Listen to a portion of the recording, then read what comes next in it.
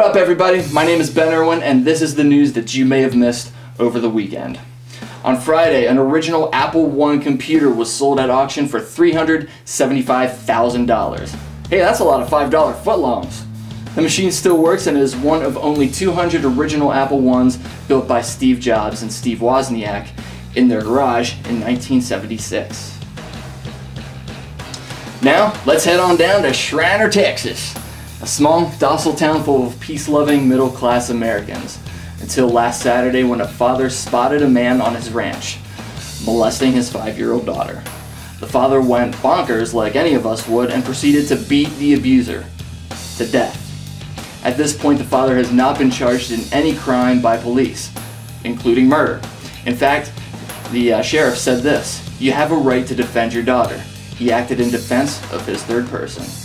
A number of the townspeople were interviewed by the local media, and journalists could not find a single person who's not on the dad's side. No one, not even the sheriff, is seeking to arrest the man. In fact, we all know yesterday was Father's Day, and I think that he deserves the Father of the Year award. I gotta tell you, Texas, I'm with you on this one. I mean, who wouldn't, in their right mind, jack this guy up on that situation? Yesterday, we mourned the loss of Rodney King, the man who in 1991 was caught on camera being thrashed by 4 of those who worked forces. The police officers were acquitted, and thus riots broke out in LA, and King won a huge lawsuit in response to what was perceived as a corrupt, racist justice system. Yesterday, the 47-year-old King was found dead in his pool. No foul play has been suspected. You know why? Because gravity proved itself once again. Upon hearing the news, Dr. Drew said, well, I tried."